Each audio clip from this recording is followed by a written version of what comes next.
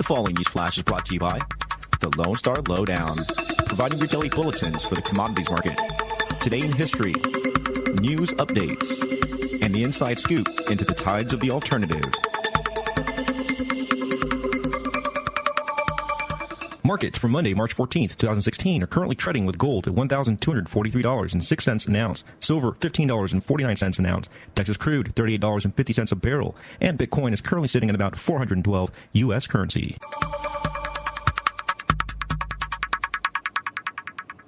Today in history, the year 1971, the Rolling Stones leave England for France to escape taxes, essentially becoming British tax exiles. Their experience inspired the title of their famous album Exile on Main Street. According to a 2006 article in the Daily Mail, the Rolling Stones have paid just 1.6% tax on their earnings of £242 million over the last 20 years.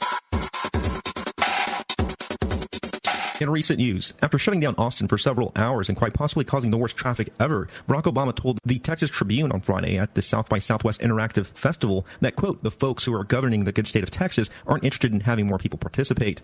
Texas, typically a low turnout state, however, did have turnouts rise to 2.8 million on the Republican side and 1.4 million on the Democratic side, the largest primary showing since 2008, though in reality we are slightly only ahead of Louisiana in primary turnouts, giving us some perspective if by adding all the numbers you realize that nearly 4 out of every 5 adults in Texas voted nobody and refused to cast a ballot.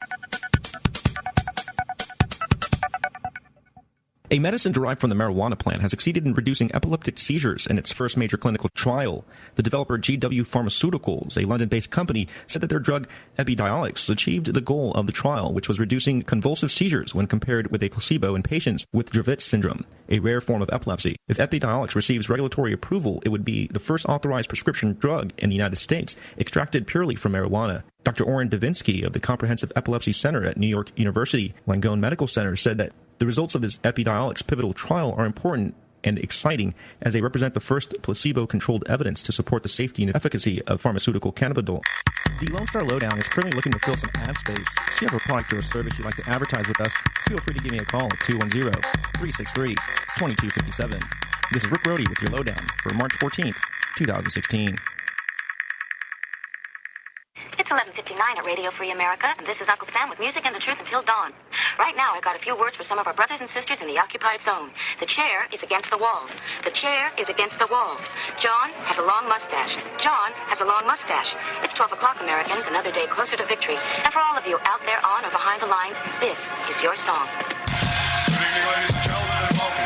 I have a joke for you. Okay. The government in this town is excellent and uses your tax dollars efficiently. You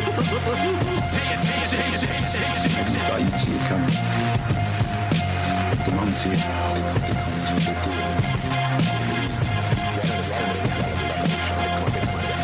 Bitcoin is immune from attack almost completely. With Bitcoin, you actually gain far more from using that computing power to generate Bitcoins. There's a system approaching perfection. Just in time for it to disappear. There's a system approaching perfection. Just in time for it to disappear. We'll walk deeper into the belly of the beast if it means I'm able to further limit reckless government spending. I mean, I have so many ideas. Some are simple, like take down traffic lights and eliminate the post office. The bigger ones will be tougher, like bring all of this crumbling to the ground.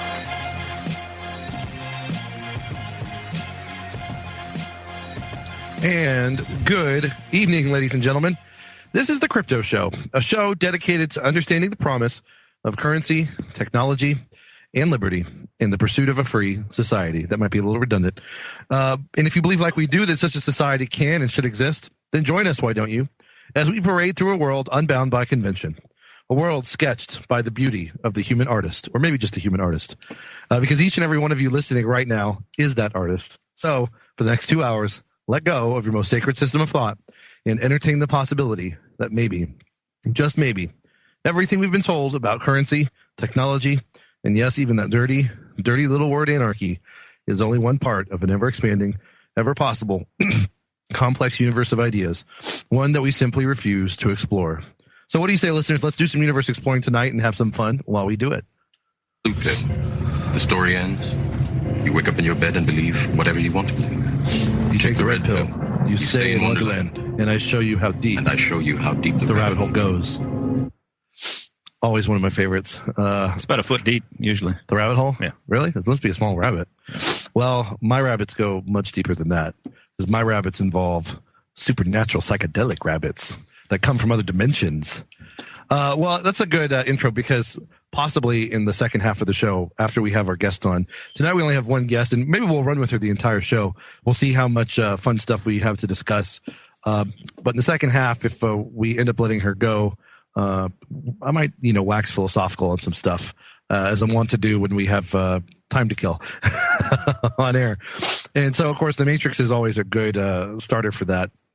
One thing I was just thinking of while reading the intro, and of course, as you may have heard some of my asides there, the intro is not perfect for a number of reasons, one of which is that a couple of the things could be more precise, or at least may not be exactly proper as far as sketched by the beauty of the human artist.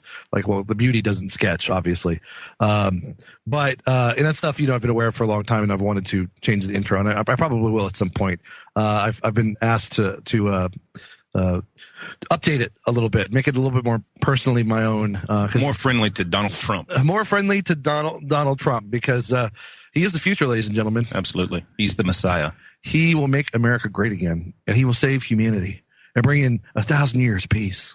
And George W. endorses Donald. And well, the KKK doesn't endorse him anymore. They're endorsing Hillary. So, was that true, or is that a joke? No, it's serious. They're endorsing Hillary? Yeah. Well, Hillary is from the party that was originally that of the KKK, the Democratic Party. Yeah. Well, they came out and said, "Oh, my bad. I didn't really mean to endorse Donald. We endorsed Hillary." Well, Donald Trump has donated to the Hillary Clinton campaign before. Or at least I think when she was running for Senate. I could be wrong on that, but I know for a fact he has donated to Hillary, to her political aspirations. Hillary has also been at his wedding. They've done photo ops together. They have been friends in the past. So if you believe that they're not currently still friends, I've got some oceanfront property in Arizona I'd love to sell you. The important thing is vote Vermin Supreme. Vote Vermin Supreme. And for every vote you give to Vermin Supreme, you'll get a free Vermin Taco Supreme with it. No, you get a free pony. A free pony. Well, are you not familiar with his platform? No, I know that. He wants to promise ponies, and what else? Free dental care. Why free dental care? Is he British? Well, there will be checkpoints. There'll be military checkpoints under his rule, and cool. They won't check your ID. They'll check your teeth. I kind of like it. Yeah. So just like a horse. No wonder he has mandatory teeth brushing and stuff like that. So no wonder he's doing the ponies, so you can practice. Checking your own teeth by practicing first on the pony. Right. That makes a lot of sense. Well, I can't guarantee that Vermin Supreme will follow through on that, because one, he's a politician, and two, no, he's the friendly fascist. Sorry, friendly. Is that how he bills himself? Yes, he's the friendly fascist. He really calls himself the friendly fascist. Yes. That's awesome. Isn't that essentially what all the politicians build themselves as? They may not use the word fascist, but everything they call for is fascist, right? Yeah. And real quick, because I'm already on by what I'm about to say, I'm already on a second tangent here, but I want to focus on the word fascist real quick, since I'm kind of trying to take up time here in the first segment before we get to our guest, whom I will announce momentarily. Does that involve new dresses and the current fashions? That's neo-fascist. Okay. Yeah, get it right, man. Well, first of all, the word fascist comes from the Latin word for fasces, and the fasces was a symbol of a bundle of sticks, and don't go anywhere with that, and an axe, and what was the rest of it? A bundle of sticks. I thought that was something different. Yeah, that's for Derek. That's for never mind. Okay. That was bad. We're afraid to speak because the PC police may come and arrest us. But am I boring people? No, go ahead.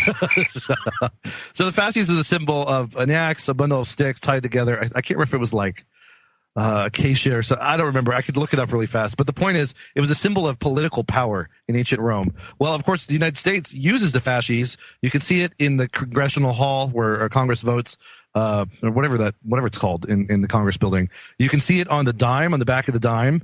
And of course, on your dime is another fascist, Franklin Roosevelt. And so what's interesting about the word fascism, we like to think of it as corporatism, but that's wrong on two counts. One, fascism can be quite the opposite of what we consider corporatism. Fascism and socialism go hand in hand. I mean, they're essentially the same thing. A socialist regime will be fascistic in many respects. And how is that? Well, it'll be fascistic in many respects along the lines of how Mussolini defined fascism. Now, Mussolini is commonly said to have called fascism corporatism, and that's actually not correct, and that's very misleading. And while fascism can be defined as corporatism in that sense, government privilege to corporations and government merging of corporations, or merging of corporations and government.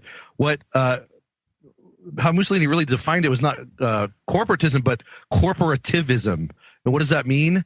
What he was really talking about with corporate is the body politic, is the body societal. In other words, it's the merger of the state with the populace, with the concept of society. So it was highly collectivist. A person's life was directed towards serving the state.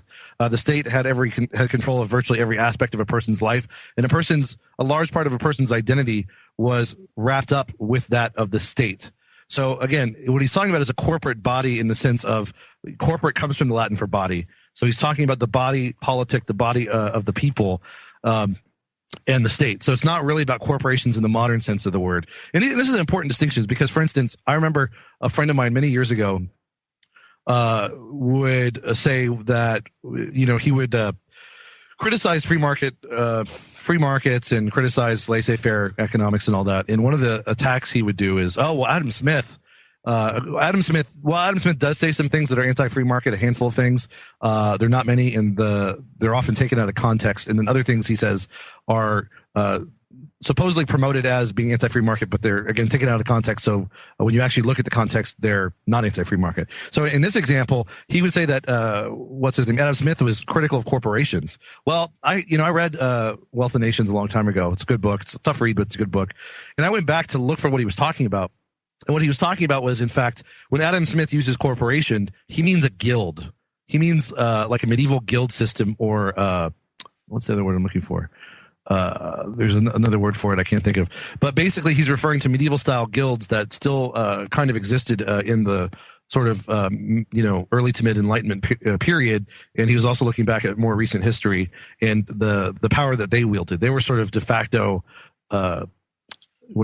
monopolies over industry. So my point is, you got to really look at words in the history of them and their true meaning to really understand what people are talking about. Because really, fascism, as far as corporatism, it is real, it is true, definitely in the United States and elsewhere, but it's not antithetical to socialism, and it has way more it transcends both corporatism and socialism. You really didn't even know that you're really leading into something that we're actually going to be talking about with Helena, and because the stuff that's going on right now in Brazil, it's like one of the largest protests ever. I think really, she's messaging me saying that the building, they were just kicked out of one of the buildings because they're trying to impeach the president, and it's like some crazy protest. So, wow, so that's cool. Yeah, so we're fixing to get some really juicy stuff. And who is it, Helena? Why don't you introduce the guest? Helena Margarito. Helena Suarez Margarito. She's a Bitcoiner in Brazil, in Sao Paulo, Brazil. And how did we meet her before? At the Texas Bitcoin Conference. She was part of the Latin American panel. Yeah, and we that was a fun time Danny and I had. We sort of came up with the questions for that panel that we monitored. Or not monitored. What's the organized? Hosted, organized, whatever it is. I can't think tonight. Last minute on a little piece of scrap paper. It's kind of fun, but it went off well. And Elena is a great speaker, and she's got a lot of cool ideas about using Bitcoin and blockchain technology to promote government transparency. And you know what? I hope she's safe down there. I hope a lot of those people are safe. But throw the bums out. Yeah, I like it. I'm not saying revolutionary style tactics are always work or always the best option, but if it's happening, throw the bums out. And the power to the people, and all the best to everyone in Brazil. Well, we're coming to break. Luckily, I was able to waste a lot of time talking about a whole lot of nothing. But we'll be right back with Helena Suarez Margarito here on the Crypto Show to talk about Bitcoin, Brazil, and God knows what else. So stay tuned.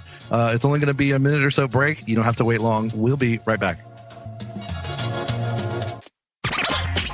You are listening to the Logos Radio Network. LogosRadioNetwork.com. This is what happens when you call the cops. Say what? This is what happens when you call the cops. Come on. This is what happens when you call the cops. You get your rights violated or you all get shot. This is what happens when you call the cops. This is what happens when you call the cops. This is what happens when you call the cops. You get your rights violated or you all get shot. I'm sick of people being victimized by criminal cops. Psychopathic predators terrorizing neighborhood blocks. Equipped with pepper spray, mace, cuffs, tasers, and glocks. They like serial serial killers acting out subliminal thoughts. Forget what you taught. These cops have got a license to kill. Witness intimidation means that they can use it at will. Code of silence means that the picture. Yeah, these cops have a license to kill. Well, that is the cool sounds of Rob Hustle of robhustle.com. It's rob-hustle.com. And he's been on the show a couple times before. He's an artist, a rapper with a message, some great lyrics, questioning the establishment, questioning the government, questioning cops, and questioning the pervasive violence that is the state.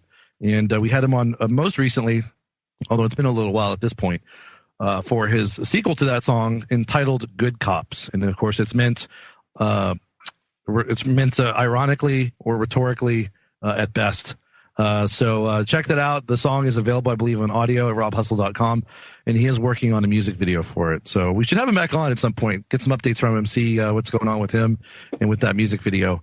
While we're working on getting our guest, Helena Soares Margarito, she is a Brazilian Bitcoin enthusiast who, as we mentioned previously in the last segment, was with us on the South American panel during the Texas Bitcoin Conference last year, the second annual one that was held at Moody Theater in downtown Austin. And she had a great speech to give, and she was an excellent panelist during the Q&A as well. And we spoke to her a little bit off stage. And so we're excited to get her on. We're just experiencing a little bit of some technical difficulties, but we'll have her on soon. And as I always like to mention, as we always like to do here on the show, we like to keep you in suspense. We like to keep you waiting. Just like last show, we had Ladar Levison and a surprise guest who turned out to be, well, actually not so much of a surprise because she was announced on our Facebook page like a week or so prior. But we had Lynn Ulbricht on, but she might have been a surprise to many who listen but don't necessarily check out our Facebook page.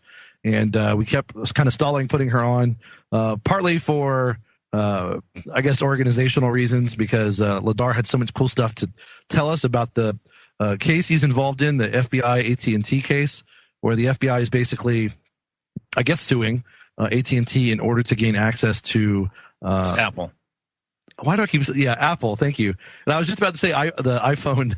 Yeah, it's the iPhone. It is I know, but I don't know why I confused myself. Ladar is suing on behalf of Apple because basically the same thing happened to him with LavaBit.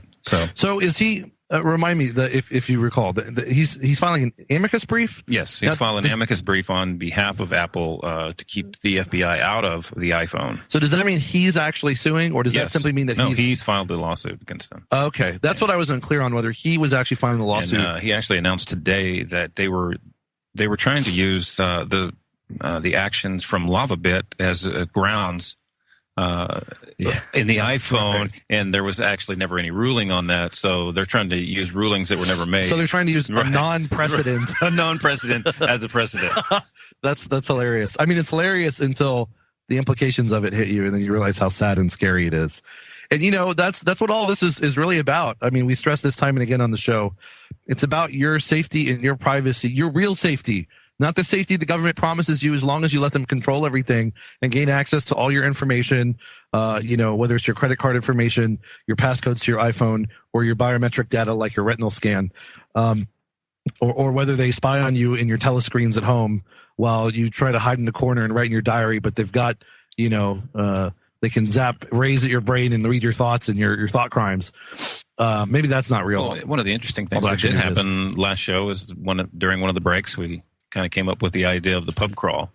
Oh, yeah. And so if you're out there and you have a Free Ross shirt, or if you don't, you can come and we'll have some here you can get. And just go down, meet with us at 3:00 on Saturday at Brave New Books, and then we're going to head down to 6th Street and make asses of ourselves with wearing Free Ross t-shirts. No, we're not going to make asses of ourselves. Because we already are. We're basically just going to go bar hopping. It's the Free Ross bar crawl on 6th Street. And you sure that is Saturday? Yeah, Saturday at 3. We'll meet here. You told me Friday originally. Well, it was originally Friday. I moved it to Saturday so that more people would be able, it would fit into their schedule. You have to update me on these things, Danny. Pay attention. You have to update me. Actually, Saturday turns out better for me anyway, so that's good. Yeah, it'll be fun. And the T-shirts, they do cost money, but not much, $20. And the important thing is not only are they snazzy T-shirts, but all of the proceeds go directly to the Free Ross Appeals Fund. And are these the T-shirts, the traditional Free Ross ones with the hands and the handcuffs and the QR code? There's some of them. if you have those, wear those. It's people who have. Which ones do we have for? We have the new one that says privacy and freedom. Oh, probably not too many people have those. So you should come for some good times and great oldies, and not that. If only you could be here to see what I just witnessed. I think there's going to be some pretty cool stuff, actually. One of the places that we'll end up going. Really? There may be a Willie or something there. Who knows? Whatever. Okay, whatever. Well, you just said a Willie, and that's just a maybe. That would be so cool. I thought bad thoughts out of my head because I always never mind. That's going to be really cool, and it's going to be a lot of fun. We're going to go to some cool places. I love me some beer. I'm sure many of you do too. I've got someone sewing 2 shirts together right now so that you can wear one. Now, do I have to pay double? Is this like those airliners that charge me double for my seat, or is it still only $20 for me? I thought you could only fly cargo. Well, even cargo, they don't have many whale ships, right. So I gotta pay double even there. Jerk. But yeah, it should be a lot of fun. Did you see the movie Dumbo Drop? I think I did actually. When did that come out? Was that kid still? Probably. Wasn't Val Kilmer or somebody famous in that? Something like that. It was something, or Tom Hanks. Somebody who had stooped pretty low. Either their career had died or they had some terrible lull. I don't know, but whoever it was, I feel bad for. But yeah, it should be a lot of fun. Come out Saturday. And where are we meeting again and when? Here, Brave New Books. Brave New Books at 3. That sounds fun. Oh God, and tomorrow is tomorrow, by the way. So Saturday at 3, be here. Tomorrow, by the way, is St. Patrick's Day, or as I like to call it, Osiris Day, because it is in fact a holiday that became popular as a commemoration to Osiris by American Freemasonry. Actually, originally by George Washington to thank the Irish Freemasons who participated on the American side of the war. Osiris, of course, was the Green Man, the god of beer and wheat, and he died on the 17th day of the 3rd month of the Egyptian calendar, which would be March 17th equivalently in ours. But anyway, more importantly, it looks like the Logos Radio Network fundraiser is terminating after tomorrow, St. Patrick's Day. I could be wrong about that. They might extend it. Don't get me wrong. They usually do to allow more people to enter to get some cool prizes that are available. But in case they may not extend it, and even if they do, you should get out, go to logosradionetwork.com and donate to the fundraiser. We're still a little shy of our goal. And first prize is a Spike Skull lower receiver donated by Central Texas Gunworks. And second prize is the Taurus Curve. I think it's a taser gun. And the first 40 people. The Taurus Curve is a pistol. Sorry, it's a pistol. So it's a pistol, even better. Yeah. It's kind of a snazzy looking thing. You can shoot yourself in the foot with it if you'd like. Or don't do that. Try not to shoot anybody unless it's in necessary self-defense. Or if you're a DEA cop showing off to children that you're the only person able to use it. Yeah. That guy, that's such a great video. And he's got this giant, what looks like a submachine gun. He shoots himself in the foot. You know what the most important thing about St. Patrick's Day really is? What's that? If I wake up on St. Patrick's Day hungover, I know that I missed my birthday the day before. Oh, is that your birthday? Yeah. Oh, I forgot you mentioned that even last show. I'm sorry. Happy birthday, Danny. Yeah. How old are you? 71. 71. Sorry, I got you a little old there. Yeah. Well, I can't say you look good for your age. You kind of eerily remind me of Keith Richards. But we're coming to break. Happy birthday, Danny, on the Crypto Show. Hopefully we'll have our guest on here in the next segment. So stay tuned. We'll be right back, guys. It's summer in 2017 and it's hot, but when you go to turn on your AC, you find you no longer can. I'm Dr. Catherine Albrecht, and I'll tell you about the coming smart grid in just a moment.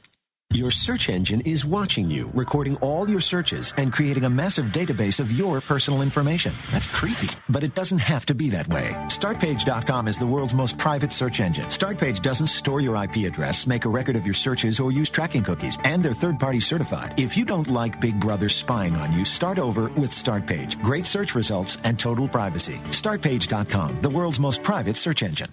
You've probably heard of smart cars, but have you heard of the smart grid? Stimulus money is being used to fund smart electric meters across the country. Chances are there's already one on the side of your house. Smart meters allow for two-way communication between your home's electric system and the power company. But monitoring your energy consumption today could turn into rationing tomorrow. Already, power companies are running trials where they remotely turn off people's air conditioners during peak hours. Eventually, the smart grid will monitor every time you use the toaster or run the dryer. It'll know when you're home or when you use the guest room. It's all micromanagement, and it's the future, unless we say no. I'm Dr. Catherine Albrecht. More news and information at CatherineAlbrecht.com.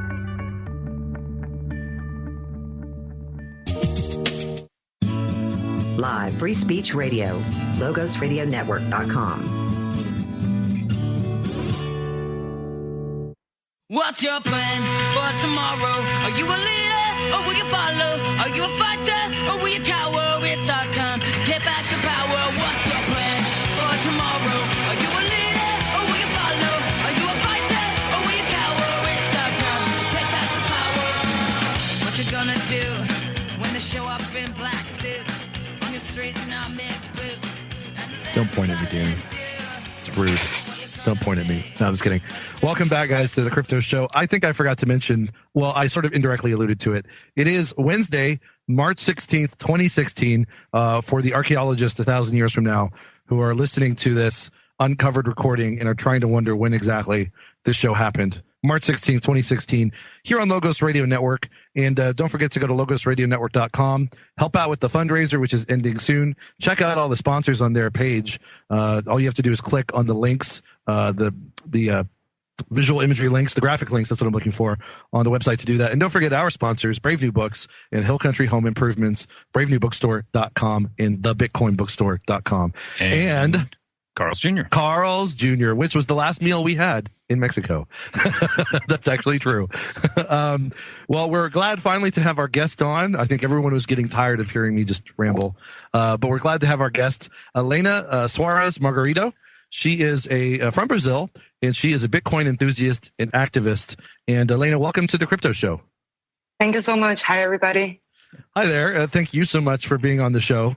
Now, Elena, we really enjoyed having you on the Latin American panel during the Texas Bitcoin Conference. I thought you did a great job talking about Bitcoin and government transparency.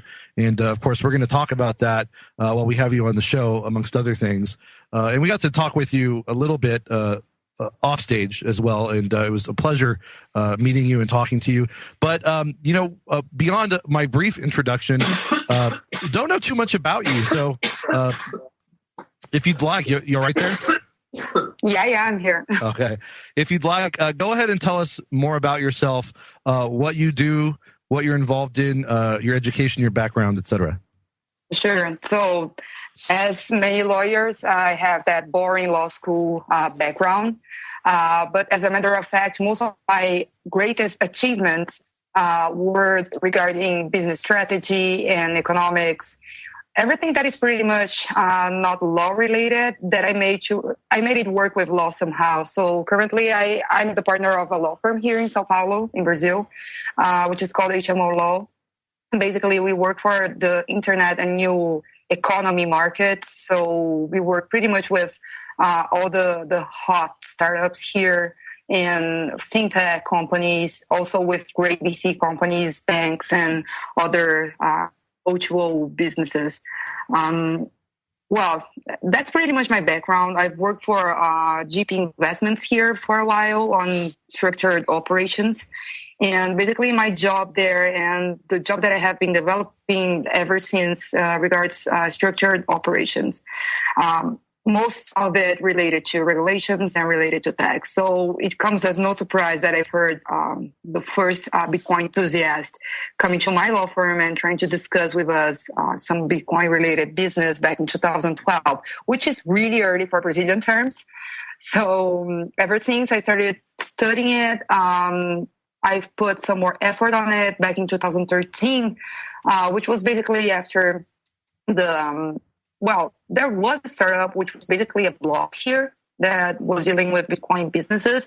But then there was this group and they were looking for legal mentoring. That's how I actually entered in the Bitcoin picture in Brazil. So I put so much effort because I'm so used to work with regulated markets on trying to understand the technology, trying to understand how this would impact Bitcoin.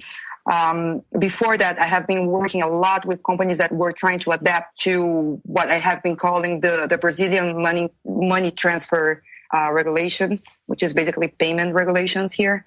Basically that. So I just, I got overwhelmed by Bitcoin and what it could be, what it could do. And I started I've read all the tech books and tech, I have read many things that are not law related, to try to understand what it is and trying to, go into the Brazilian Central Bank and the Brazilian AML agency to explain and try to speak their language. So that's pretty much what I have been doing so far.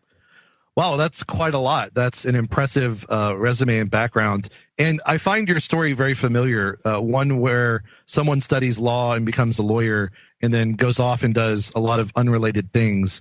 For instance, a friend of mine got a law degree from the University of Texas here and then went and started a very, very successful sign company. And I think part of that is because when you study law, well, you're probably pretty smart to begin with. Here's your sign. You're probably pretty smart to begin with. You're probably hardworking.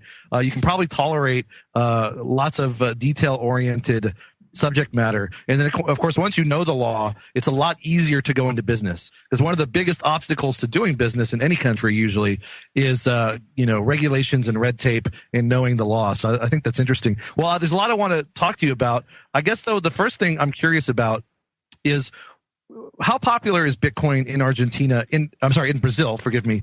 And the reason I said Argentina is I was in Argentina last year, and I don't know how similar the two countries are economically, but Danny, just to tell you, you should never, mistake Brazil for Argentina. No, trust me, that was a slip of the tongue. That was not mistaking them. They're very different. But I'm just curious if Brazil has any of the same problems that Argentina does.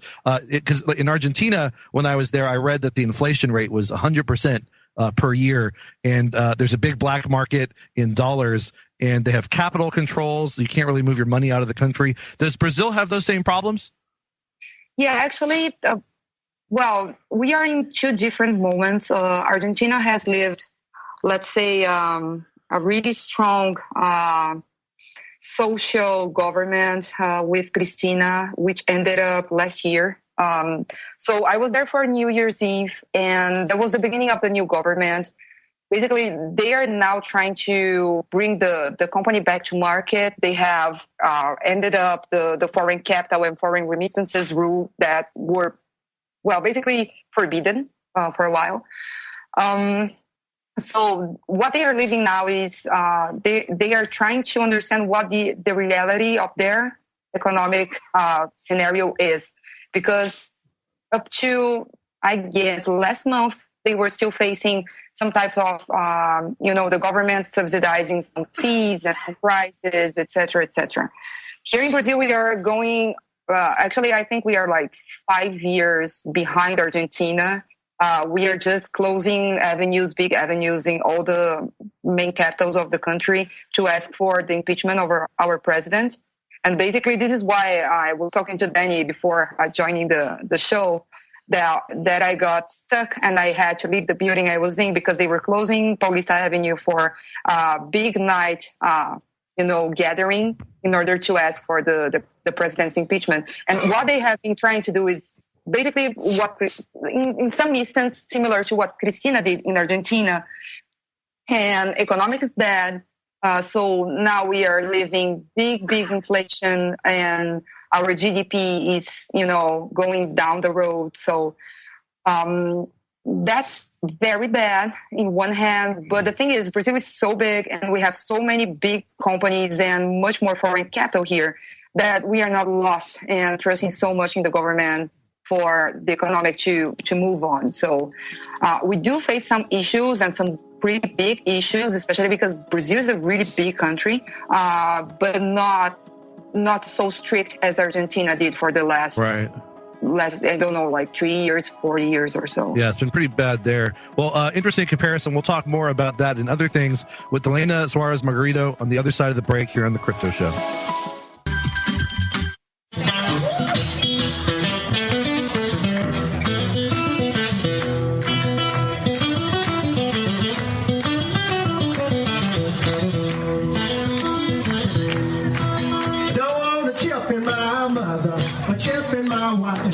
I don't want a chip in my babies. Stay out of our lives. Don't want no shackles.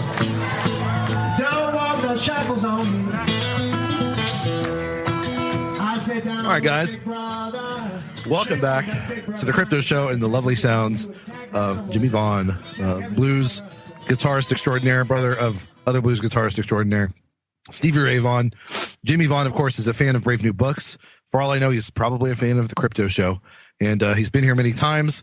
And that is a recording I think he did when he was here for Harlan Dietrich's birthday, the founder of Brave New Books.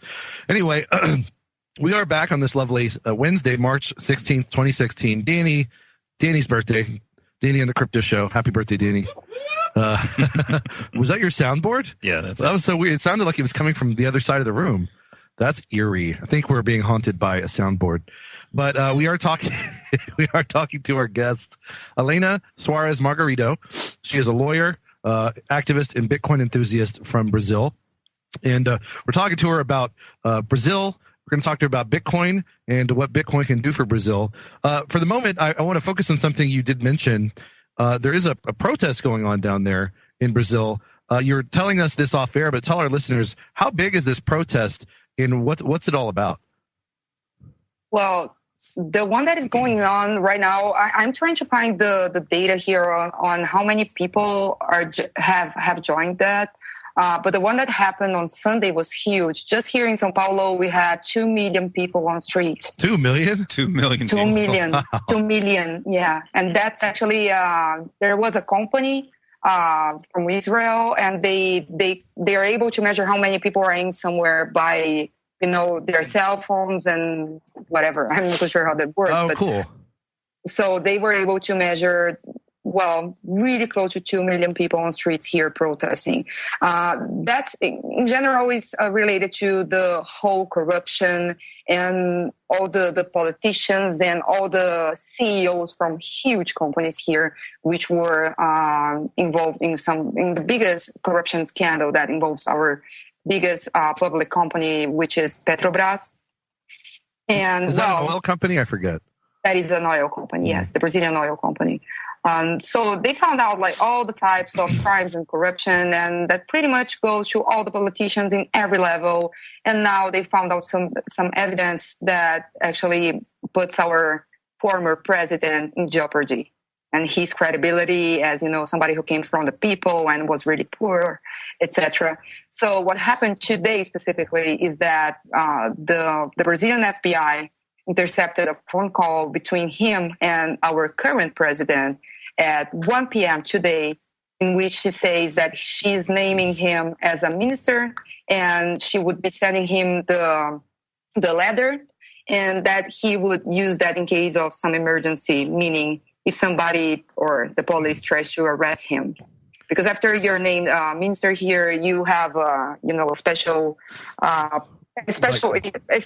court for decision and for the cases to be submitted to. So it's almost like immunity from prosecution, I guess, more or less. It's not immunity, but only the Supreme Court is able to analyze any judicial dispute against them. That makes sense. Here, only Congress can impeach the president, not just any other political body. That makes sense. I see. So what people were actually on Sunday on the street asking for, for the former president to be judged and, to go to prison if possible, because the evidence against him is so huge. And the answer from our current president was naming him a minister. So everybody's on the street right now as we speak. And are they from the same party, or just real quick, why do you think the current president did that? They are from the same party, and actually the current president is she's a protected one from the former president. Wow, what corruption! Oh yes, that kind of corruption never happens in the United States. Never. No, I'm just kidding. Never. No, I'm sure the corruption's 10 times worse. We just don't always see it, or people just don't. Yeah, care. We had a huge fund / investment bank, which is called BTG here, and the president of BTG was arrested. Our biggest real estate company, which is Odebrecht, and is in many countries. The former president, was also arrested, all because all of them were somehow related, and of course, not still convicted, but they are in the almost to be convicted from being involved with this type of corruption. In this specific case, from Petrobras. Wow, that's crazy. That there's just so much to it. It definitely makes me interested to learn more about the politics going on in Brazil. And again, it's... Oh, you don't want to know anything. That's basically, that's all bad. When people start to discussing that, the conclusion is that somebody should, press the reset button, right, and start all over again, because everybody's connected and involved somehow.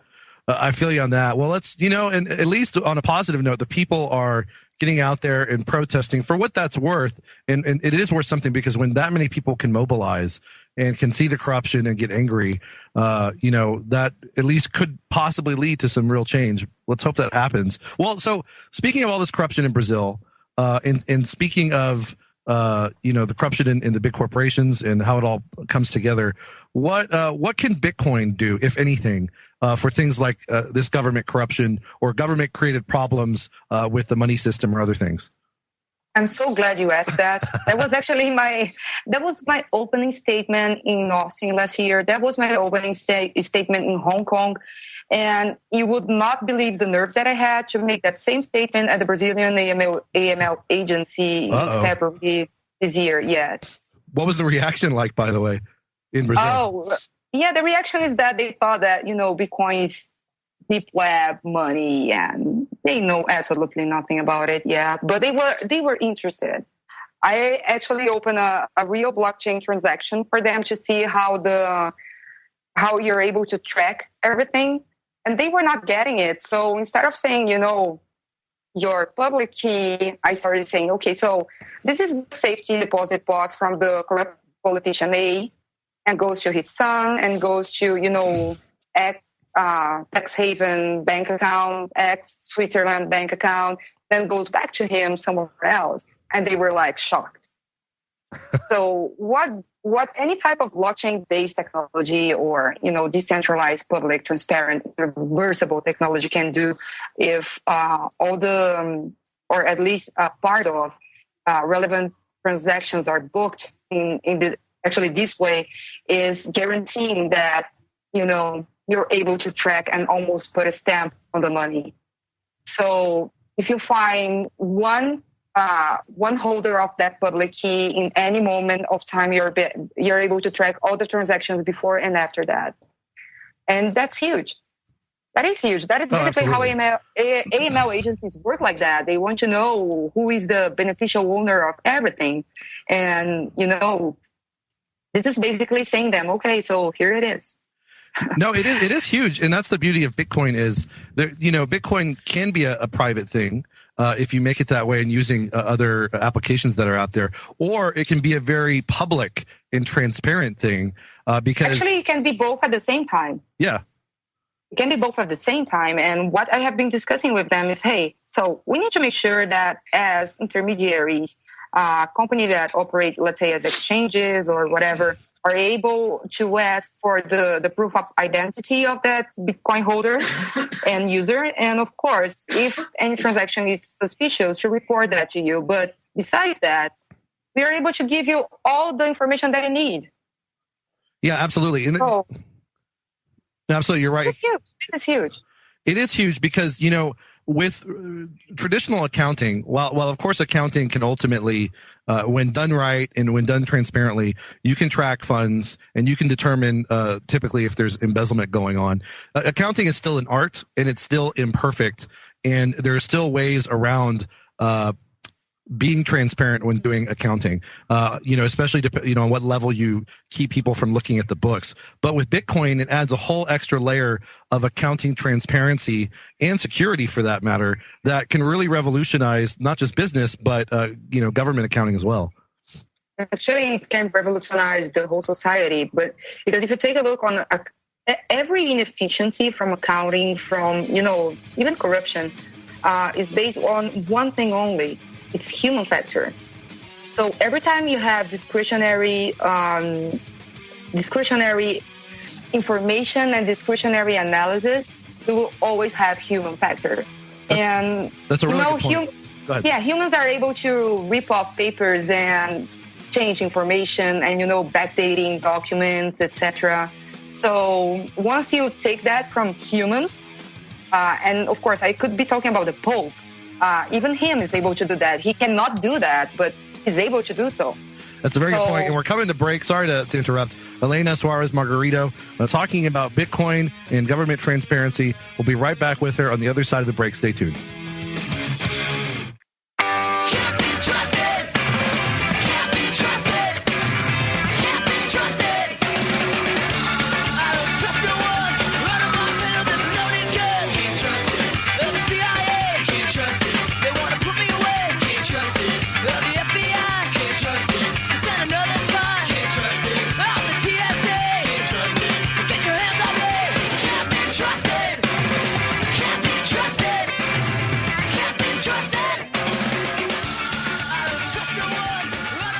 All right, guys, welcome back to the Crypto Show, the second hour here on this lovely Wednesday, March 16th, 2016, here on Logos Radio Network. Brought to you as always by Brave New Books and Hill Country Home Improvements. And we're talking with our guest, Elena Soares Margarito, a Brazilian lawyer, Bitcoin enthusiast, and activist. And we were just discussing one of her major focuses, which is how to use Bitcoin and blockchain technology to bring government accountability and transparency. I know that's an oxymoron or paradox to a lot of people, and I agree. But, it can, in fact, help with that. And one thing that we were just discussing is sort of the imperfections or, malleability of accounting. And as Elena pointed out, one of the reasons for that is areas where people have greater discretionary power to kind of do whatever they want to change numbers or to change documentation, or to sort of make any kind of excuse they want for why they might have spent funds or transferred funds. And one of the things that Bitcoin can do is to reduce that kind of discretionary power. And also, with things like relatedly, digital signatures, smart contracts, and all sorts of related technologies, you can digitally confirm to a much greater degree than you could in the past, who has what funds, who transferred what funds to whom, and things like that. And you can have a layer of privacy with it on one level, say, to the public, or maybe not to the public exactly, but, so someone doesn't just come in and pry at everything, while internally within your organization, say, you have openness and transparency, however you want it. So really interesting stuff. Anyway, tell us more, Elena, about this. And I'm also curious, were there any government agencies or officials who were for using Bitcoin? That's too much to ask. Really? Not a single one, no? No, not really. We have been discussing with the Brazilian Central Bank in some informal meetings, and also presenting that to the Brazilian AML agency. Actually, one thing that we have been able to make them understand, which was already a huge victory here, was that Bitcoin per se is actually, it's software licensing. Let's be honest. That's the power that you purchase for, anything that you want. It can be money, it can be a bottle of wine, let's say. But you purchase that for you to be able to book any type of transactions in the blockchain. So the more you buy, the more you're able to book that. That's the technical definition of Bitcoin. But when it comes to the uses, it has so many uses, and probably many ones that we don't even know or have not yet discussed, not, in a big level, or that many people discussing the same thing. So the main uses for it are still, remittances, payments, and smart contracts. So when it comes to smart contracts, of course, we do have some other type of cryptocurrencies as Ethereum, who is supposed to solve that up like in a much wiser way. But the concept, as I understand, in legal terms, is still the same. So one Ether is the right for you to process the transaction within Ethereum network. So the main achievement was to making the Brazilian Central Bank understanding that Bitcoin can have many uses, and because of that, trying to regulate Bitcoin would be inefficient.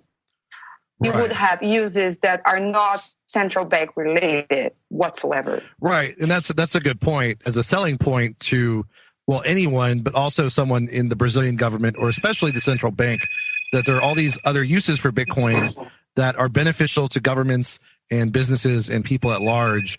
And if you stifle that through regulation, you're going to really prevent people from reaping the benefits of Bitcoin. Well, and on a similar note, Bitcoin as a currency per se is a challenge to central banking and government currencies. Did the representatives of the Brazilian Central Bank, do you think they felt threatened by Bitcoin as far as Bitcoin's being arguably, according to some, a better alternative to central bank money because it can't be inflated? Or what's your take on that?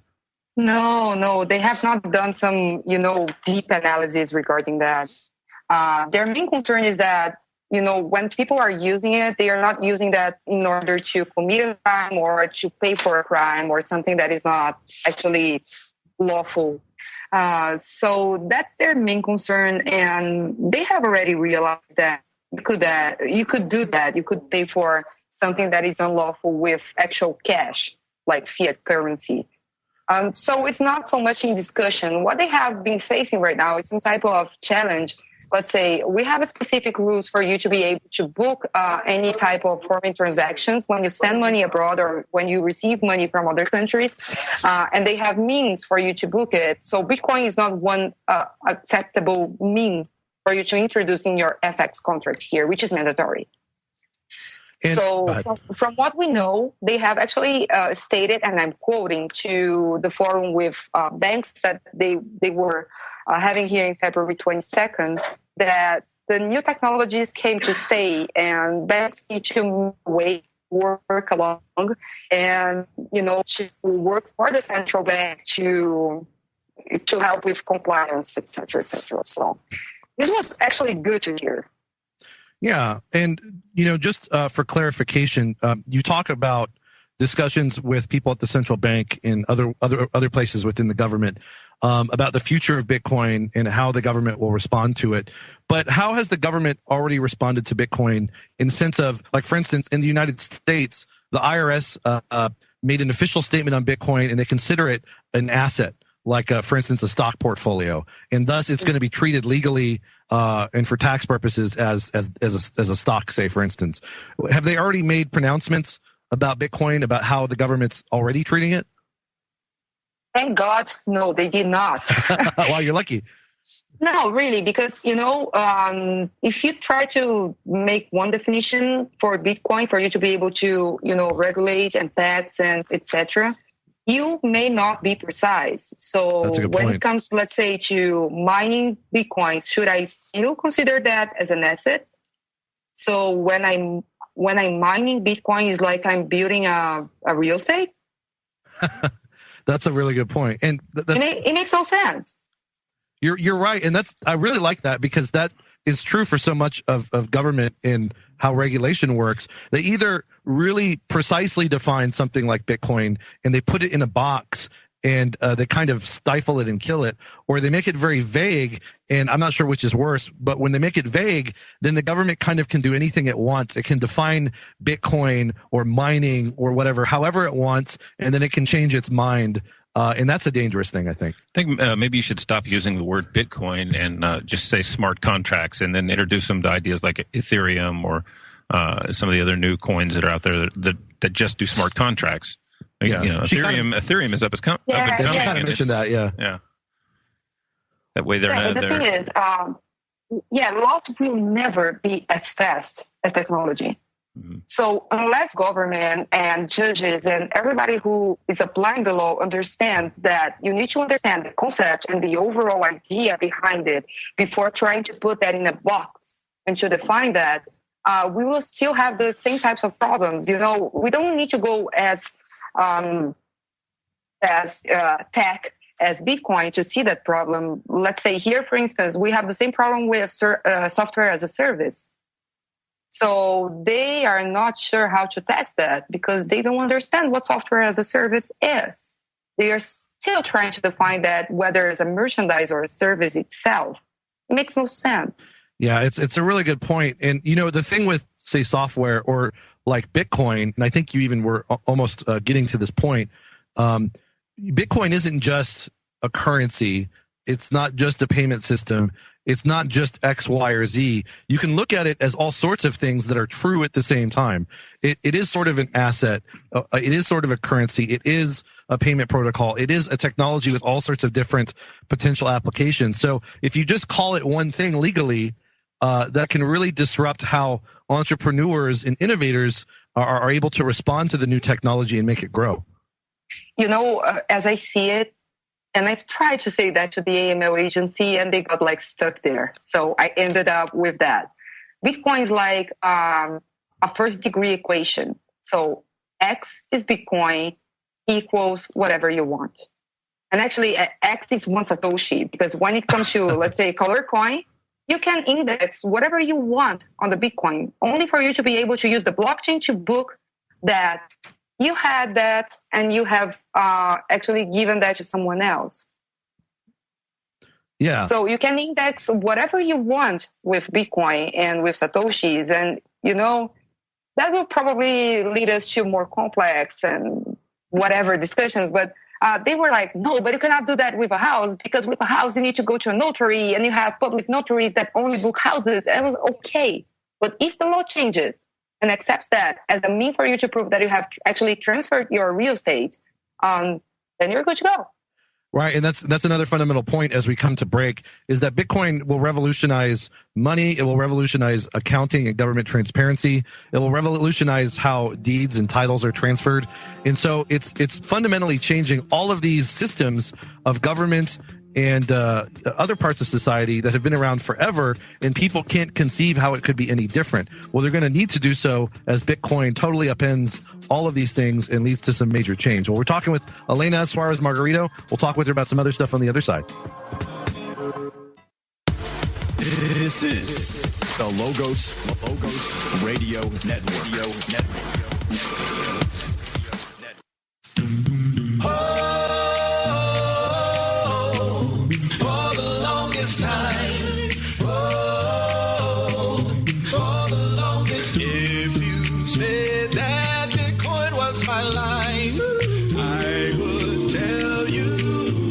Show you right. What else can I do? I'm so inspired by you, and I'm just holding for the longest time. Once I knew my stocks and bonds were gone. All right. Welcome back to the lovely sounds of Zhao Tong. Go to his website, www.zhou-tonged. There is a silent ed in there.com. Zhao Tong, he is a singer and lyricist who does parodies of popular songs by changing the words to be about Bitcoin. I actually get quite a few messages of people saying, thank you for playing that. Oh, really? Yeah, because I hadn't heard of him before. That's awesome. Well, that's why I like to plug him, too, is because he's so talented, and he's a great guy. We've had him on the show, and he's not just a great singer. I mean, there's no doubt. What vocal talent, but the songs are hilarious and informative. You couldn't have a better spokesman for Bitcoin than this guy when it comes to being entertaining. So, well, anyway, speaking of excellent spokesmen or spokeswomen for Bitcoin, we have Elena Suarez Margarito. She is a lawyer and Bitcoin enthusiast and activist, and we've been discussing Bitcoin in Brazil, Bitcoin and how it relates to the potential for improved government transparency and a lot of other things. And I want to switch gears real quick. We'll talk about a couple issues with internet privacy as related to Brazil here shortly.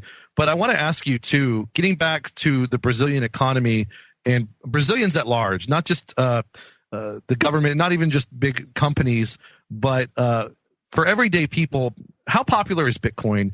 And to the extent that it is popular, what are people using Bitcoin for? You did mention remittances. I guess tell us more about the nature of remittances in Brazil, and tell us what else people use it for.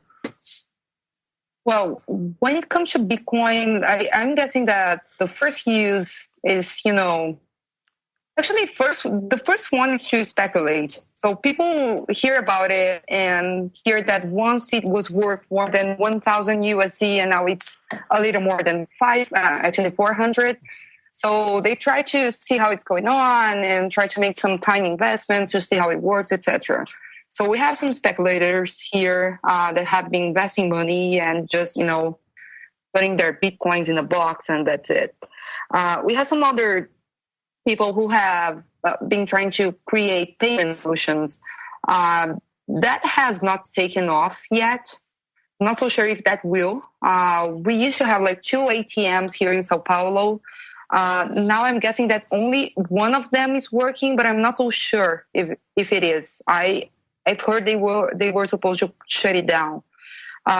So the third use is actually payments. And when it comes to payments, it's beautiful because you can go to gift.com and you can buy you can buy a prepaid card to use at Amazon, and you don't pay for the taxes on credit cards that are outrageous. Here you have to pay 6.38%. taxes when you use international credit cards. Wow. So you're able to use that. You're able to purchase something in Amazon and having it delivered, and you have some more cashback discount and use it again. So basically, I have already tried that and saved me up 20% from what I would have spent if I was paying with credit card. That's a lot. That's great. That is a lot. Yeah. So they have, worked some way to go around it and trying to use Bitcoin for purchasing things abroad. I'm not so sure how much you've heard about Brazil, but we are very famous for our taxation and how we overcharge things here. So the same thing that you purchase in the U.S. for 100 USD, here will probably, with the FX rate, cost like 400 USD. 400? So, wow. Yeah, that's bad. That is bad. Depending on what we are talking about, it can be more. And I'm sorry, and this is because of taxes or like tariffs or both? We have an expression for that, and it's called hidden cost. So that's basically everything. It's taxes, it's logistics, it's how much of taxes you need to pay for the payroll, how much you have to pay for consumer rights, and et cetera, et cetera, et cetera. So when people are complaining in the U.S. about Obama trying to implement a nanny state, as one person told me back when I was in Austin, actually. Here in Brazil, we do have a nanny state. Wow. And actually, it's a huge nanny state. We live to pay for the nanny. Wow, that's crazy. And, people have a right to complain here about it because the government here tends towards that. But we have it pretty good compared to some other countries where it's much, much worse, like Brazil. And that's unfortunate because the nanny state, people can have different political opinions, of course, about various things. But when the nanny state gets really bad, it just hurts the poor and the middle class the most. It makes everything more expensive. And it's unfortunate because Brazil, I'm not an expert by any means in Brazil. I'm learning a lot just from this conversation. But it's a big country with a pretty well-educated workforce. They have tons of resources. There's a lot of potential there. And does the black market, is it any cheaper to get things on the black market? Is it more efficient? We don't actually have a huge black market these days because, whoever wants to purchase something that is trendy or, let's say, luxury, they don't want to purchase anything that is fake. So instead of going to fake and black market, they just go abroad. Huh. That kind of makes sense. Yeah. You'd be you don't want to go around with a fake Louis Vuitton or a Prada or whatever. You just go abroad and purchase that for 1/4 of the price. That's it. Oh, I would never. Never. You would never. My purse is 100% authentic. Your Prada shoes are even. I know that. She's awesome. She's hilarious. I love this. Well, and we've got a break in a couple of minutes, but I want to ask you a little more about the economy before we get to internet privacy. But you talk about remittances, and when I think remittance, I think of how we have it here, where people from Mexico come, they work here, and they send money back to their families. Is that what you mean by remittances in Brazil? Is it money from Brazilians working abroad? Oh, no, that's actually, money getting in Brazil is really easy. The problem is to take out money from Brazil. Oh, so it's the opposite. I see. That's the problem because, it's so bad. So bad. Like, for one to hire international services, they can pay up to, let's say, 50% on the top of the price of the service. Oh, my God. That is crazy. That's really expensive. And it's sad because...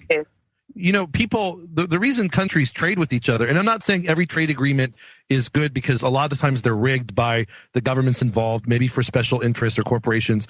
But when generally people are allowed to freely trade, you get to take advantage of someone's comparative advantage at doing something from outside your country, and that makes you better off, and you have more money to spend on stuff in your own country. So when people are being charged, say, 50% more to do business internationally, it just keeps them down and makes them poor. That's really sad. You know what is sad? When we go to schools here and we start studying history, that's basically the first information on Brazilian economy that we have. Because back in the 14th century, when the Portuguese people came to Brazil, etc., we had what was so-called plantation system. Basically, all in every land here, we had sugarcane planted and growth. So we would cut it out and, make sugar or make anything and send it over to other countries that would handle it and, create the most sophisticated stuff. I hate to interrupt, but we're coming to break. We'll be right back with Elena Suarez and Freedom. When an orangutan refuses to go to sleep, what's a frazzled zookeeper to do? I'm Dr. Catherine Albrecht, back to tell you what one employee at a zoo in Poland does to cut out the monkey business at bedtime. Next. Privacy is under attack. When you give up data about yourself, you'll never get it back again. And once your privacy is gone, you'll find your freedoms will start to vanish too. So protect your rights, say no to surveillance, and keep your information to yourself. Privacy, it's worth hanging on to. This message is brought to you by StartPage.com, the private search engine alternative to Google, Yahoo, and Bing. Start over with StartPage. Michael Kraus, a 36-year-old zookeeper in Poland, had his hands full. 2 adult orangutans were driving him ape by refusing to go to sleep at night. If he gave them a fruit snack, they'd throw it around. If he tried wearing them out with play, they just got hyper. So Kraus tried reading them bedtime stories, and it worked like a lullaby. The apes got a kick out of cookbooks, especially when Kraus acted out the cooking movements. One of the apes is a big fan of German fiction, too, while the other prefers English literature. His favorite book, Pride and Prejudice. Perhaps it's time to face the fact that orangutans love Jane Austen. I'm Dr. Catherine Albrecht for StartPage.com, the world's most private search engine. We'll be kidding about chemtrails. You're listening to the Logos Radio Network at logosradionetwork.com. I've been walking a tightrope between fact and fiction. Been wrestling with demons in small bottle prisons.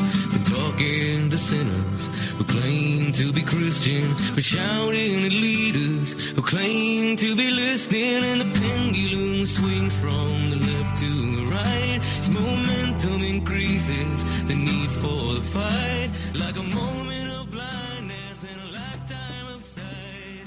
All right, guys, welcome back to the second to last segment of the Crypto Show here on this lovely Wednesday, March 16th, 2016. And we're talking with Elena Suarez Margarito. She is from Brazil. She is a lawyer in Sao Paulo, and she's also a Bitcoin enthusiast and activist. And I want to switch gears in a moment.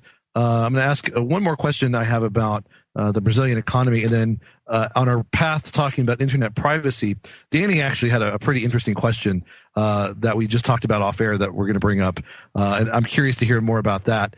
So before we get to that question, though, one last one I wanted to ask related to everything.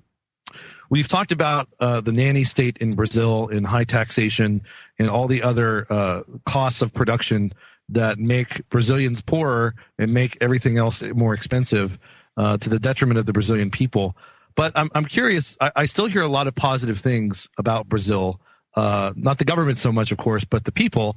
And I'm curious, what is the small business environment like there? Are people pretty entrepreneurial? You mentioned, I think earlier, some tech startups or other related startups. What's the entrepreneurial environment like? One thing about Brazilian people and about Brazilian environment is we are always going to complain about our government, our taxes, and how bad things are.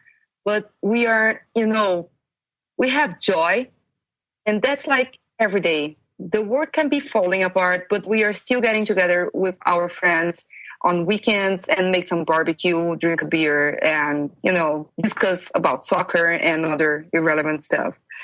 And one really good thing about Brazilians is that Brazilians are really creative. That can be because we have so many problems that, we need to make a way to go through all of them and to survive. I'm not so sure why that's a cultural aspect here. But that's one thing that makes a startup scenario here to be somehow developing and growing so fast.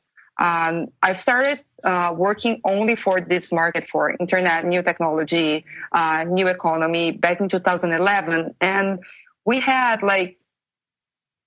just a few startups, just basically 2 big VC funds working here. And, it's been 4 or 5 years after that. What we have now is way much bigger scenario, because we had that. It's almost like a rule. Like everybody wants to have their own businesses, even though you can work for one company. And I do know many people who do that. You work for one company from 9 a.m. to 6 p.m. You receive your wages. You pay for your social security, but you also have your business. And we have many people who have that. This is something that has been going on, of course, in not so much tech companies itself, but after 2011, basically, it has been growing and growing and growing. And people are creative enough to make it work, like with all the challenges that we have here, all the big taxes and, all the infrastructure problems, all the corruption, etc.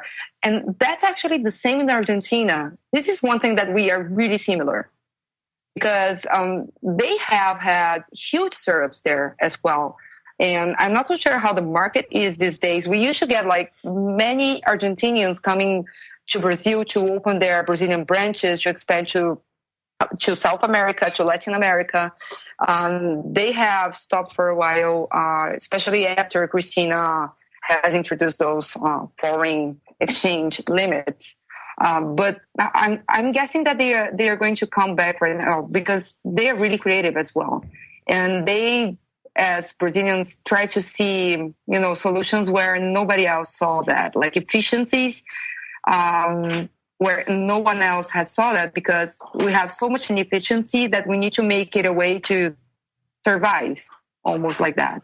Right. As they say in English, necessity is the mother of invention.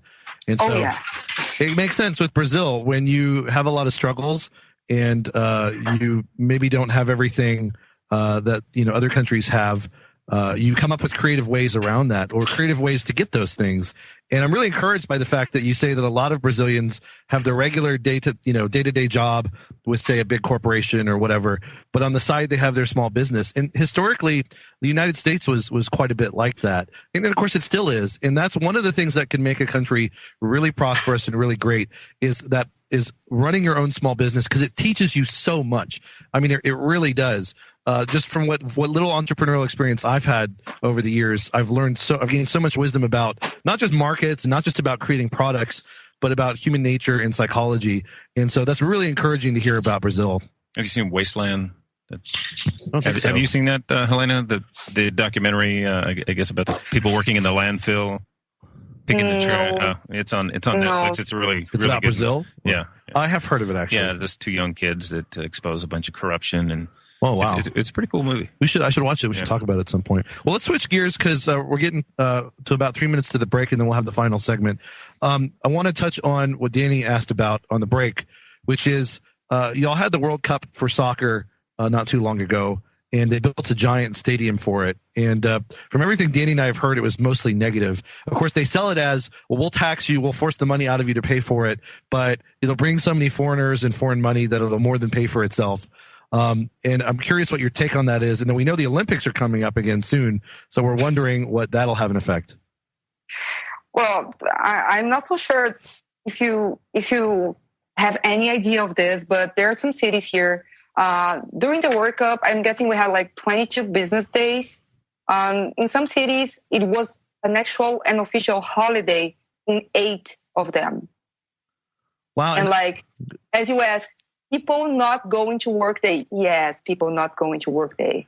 Yeah, just to make that clear, they forced people to stay home and not go to work, is what you're saying.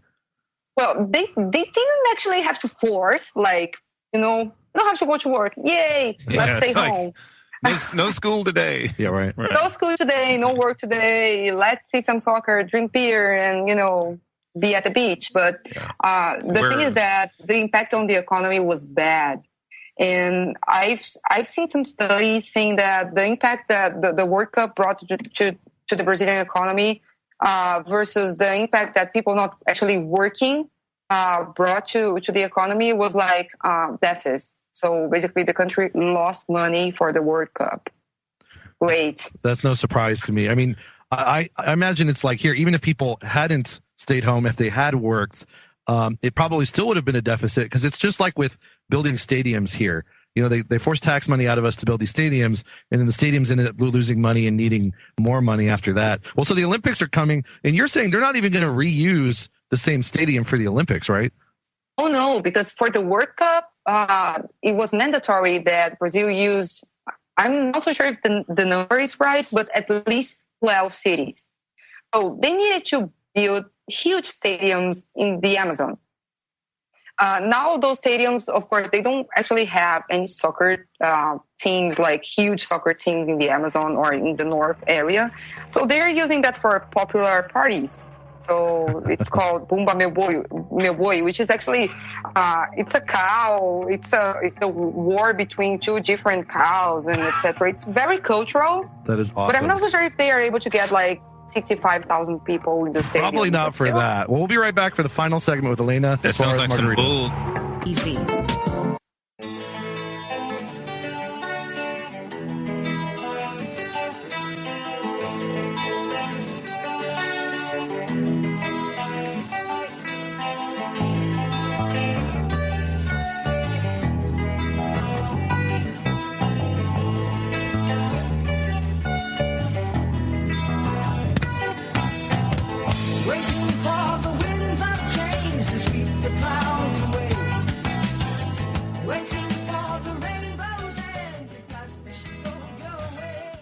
All right, guys, welcome back to the final segment of the Crypto Show here on this lovely Wednesday, March 16th, 2016. And we're talking with Elena Suarez Margarito, lawyer, Bitcoin enthusiast, and activist. And we're just discussing the sort of sunk costs and, almost corruption-style money wasting of building giant stadiums for the World Cup and everything. And God knows what they're going to do for the Olympics. And, and not to say that these events shouldn't happen in countries and all that, but there does tend to be a lot of waste. And of course, in Brazil, people actually didn't go to work, and that cost the economy quite a bit. Well, let's switch gears. And I want to talk about internet privacy in Brazil. It's a big issue everywhere because the internet is everywhere. It's certainly a big issue in the United States, where the government tries to pass CISPA, PIPA, whatever it's called, basically internet censoring under the guise of copyright infringement laws, which have issue, even if that were true, that's has enough issues of its own. But I'm curious, what's it like? What's the environment for internet privacy like in Brazil? And as a lead-in, the WhatsApp, Danny informed me earlier, was actually shut down, or you informed us, was actually shut down by the Brazilian government. Tell us about what happened to WhatsApp, and tell us about internet privacy in Brazil. Yeah, so back in time, we have been discussing what is so-called the civil law for the Brazilian internet and the privacy law especially for Brazilian internet. So when it comes to the internet, they were able to approve the law, and the law states general terms especially for servers and intermediaries that work in the Brazilian internet. What are the main aspects that they need to follow? They do not have specific regulations on it yet, but they have already agreed upon some things that were really crucial for the internet environment to develop here. When it comes to privacy, there were some provisions that were included in the first legislation that I have mentioned, because rumor has it that our president has been investigated by the CIA. So they have provided, yeah, that is true. Well, why? So why the CIA, just out of curiosity? I have no idea. Well, it may be, I'm guessing that they may have some versions of it and the truth, which is a different one. So I don't know. So, whenever the CIA is involved, I get scared for whoever they're involved with. But anyway, go on. It was our president. So. Well, I mean, but just in general, like, good luck to him. Well, considering the current events, I'm not. I wish they caught something. Oh, yeah, no, fair enough. I just hope it doesn't, whatever they're doing with him or to him, I just hope it doesn't negatively impact the Brazilian people, because that's usually how the CIA works. But anyway, sorry, go ahead. So they have introduced some privacy things there, which were not, effective whatsoever. So the main rule regarding privacy, especially privacy in the internet, is still being discussed. And we have general provisions stating about privacy, et cetera, but we do not have specific regulations. Basically, if there was some type of backdoor discussions here, as you guys are having now regarding Apple and the iPhone, et cetera, it's most likely that Brazilian judges would tell Apple that they needed to provide the data. And if Apple was not able to comply with that, it could have like what happened with Facebook's VP, like in the last week, if I'm not mistaken. So the legal representative of the company could go to jail because of that. Oh, wow. Even though that's not possible or feasible, or, for Apple in my hypothetical case, or to Facebook in the actual case, to give any information or to comply with the judge's decision. So in WhatsApp case, actually what happened is that they were going through a criminal investigation, and for the police to be able to access the information that they were looking after, they needed to access WhatsApp database.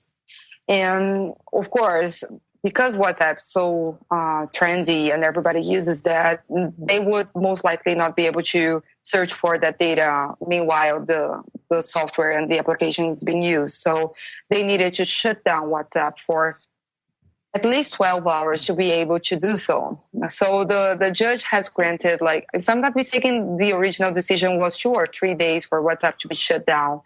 And Facebook was able to revert that and to have WhatsApp shut down for only, and I'm being ironic here, only 12 hours. So in practical terms, people just downloaded Telegram and used SMS. So right. So like we mentioned off air, the government will go after companies or social media applications. Silk Road 2. Exactly, like the Silk Road, or in some Silk Road 2 or WhatsApp 2 will just pop up and people will use it. And that's encouraging that people have alternatives, but it's still bad when the government goes after these companies and shuts them down. Well, and so just to clarify, they shut them down in order to get at their data because they were investigating someone on criminal charges within WhatsApp. Was that right? Well, yeah, the lawsuit was classified, so nobody actually knows what was going on. We don't know if that was like a pedophile or a politician. We don't know. So nobody knew. We don't even know if there was a real crime committed, honestly, right? That sounds magical. No, that was special. We usually say, like, this is a special case. That was special. No, it's magical. As a matter of fact, let's just go ahead and make the magic word WhatsApp. So okay, I like that. All the LTB listeners, the magic word is WhatsApp. WhatsApp. Okay. Yeah, for Let's Talk Bitcoin. Sorry, we have a magic word we have to do every show. Sorry, it takes people by surprise. We should have alerted you to that. But WhatsApp, WHAT''S APP. That's 2 words. WhatsApp. Anyway, getting back. But I'm not saying that there was no actual crime committed potentially, but that's what happens with these cases where it's secret or classified. For all we know, the government could be politically persecuting somebody. In using this cover to not let people know about it. And so I just, I like internet privacy. I don't like government privacy because it sounds to me like that's where the FBI got the idea for the iPhone. Hey, look what they're doing to WhatsApp. Maybe we should do that with that iPhone. I know, right? Well, there's one word for that, and I'm repeating this over our session here, but that's discretionary. Yeah, that's a good point. Good word. Yeah, when it comes to, abuse of power, we have another word for that, which is arbitrary. So we are not even able to access that because we don't know what actually happened. Right. The thing is, everybody went to Telegram, and Telegram has like crypto on the messages. So I'm so happy that I have my friends on Telegram right now. Amen. A lot of my friends use Signal, so definitely happy to have that. But you're right. The 2 words that are very dangerous when combined with government are discretionary and arbitrary, because that's when the government gets to use its power, gets to abuse its power most, is when it has extra latitude to work behind the scenes or work within vague existing law. We have a little over 2 minutes. Let's finish off with what you're working on now and in the future, and then tell us how people can get in touch with you or learn more about you. Okay, so I have been working. Actually, this week we did a call to action for fintech companies to unite here in Brazil and try to create some type of organization to go to the regulators and the government and the Brazilian IRS to discuss the topics and try, at least to have some type of conversation that give some certainty or some assurance to them to be able to invest their efforts on creating new technology and new companies on that environment, and the government to be sure that they know who to look for to understand what's going on.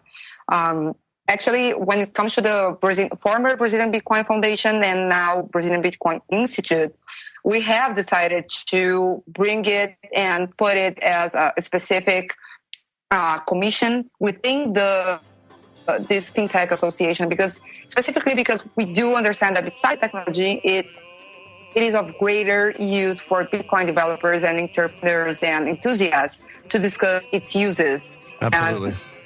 And of course, Bitcoin's efficiencies when it comes to financial market. Absolutely. Well, Elena Suarez Margarito, thank you so much. And where can people learn more about what you do?